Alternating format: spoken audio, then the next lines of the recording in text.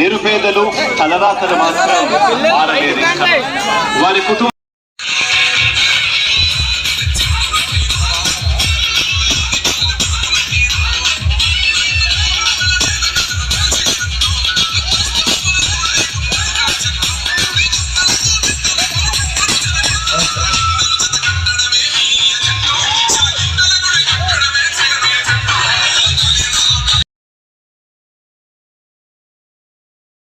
ఆదోనిలో వాల్మీకి నగర్, హనుమాన్ నగర్, రాజేశ్వర్ నగర్, బోయిగేరి, నిజాముద్దీన్ గల్లీ, ఊరు వాడ రోడ్లు కాలువలు వేసిందంటే అది కేవలం సాయి ప్రసాద్ రెడ్డి గారికి చెందుతుందని ఈ సందర్భంగా తెలియజేసుకుంటా ఉన్నా.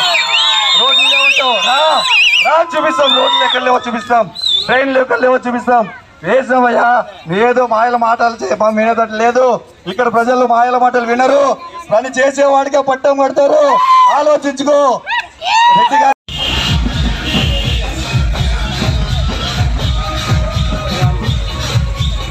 ఉన్నారంటే అది మన సాయి ప్రసాద్ ఈ సందర్భంగా తెలియజేసుకుంటున్నా.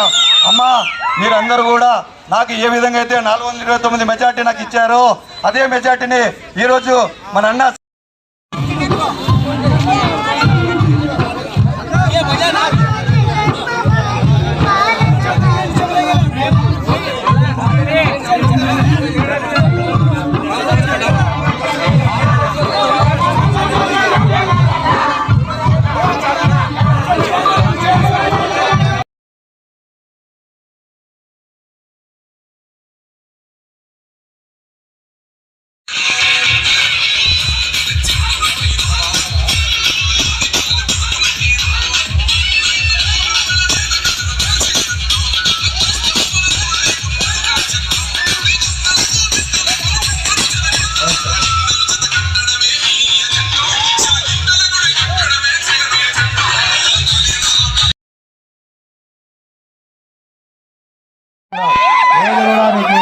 ప్రజల పట్ల గౌరవం లేదు, ఏదున్నా ప్రజలంటే ఏమో తెలియదు, ప్రభుత్వం ఏ విధంగా పరిపాలించాలో తెలియదు.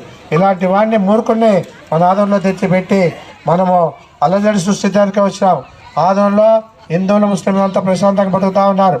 ఏదున్నా కూడా ప్రశాంతత కోరుకునేవాడు నీలాంటి వాడు ఎక్కడి నుంచో వచ్చి ఇక్కడ అల్లజడి సృష్టించాలని చెప్పేసి చెప్పడం జరుగుతూ ఉన్నాం.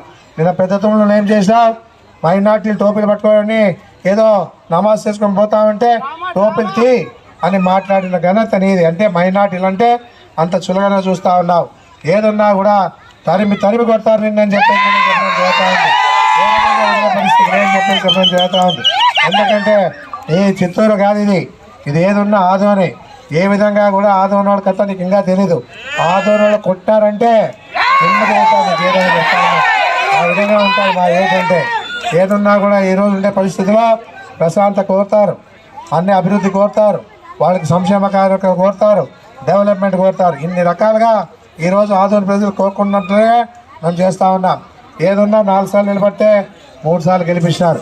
ఈసారి కూడా ఖచ్చితంగా మా మహిళలు, మా ఎస్సీ బీసీ ఎస్టీ మైనార్టీలంతా కూడా ఖచ్చితంగా ఓటేసి గెలిపించే బాధ్యత తీసుకుంటామని చెప్పేసి కూడా చెప్పడం చేస్తా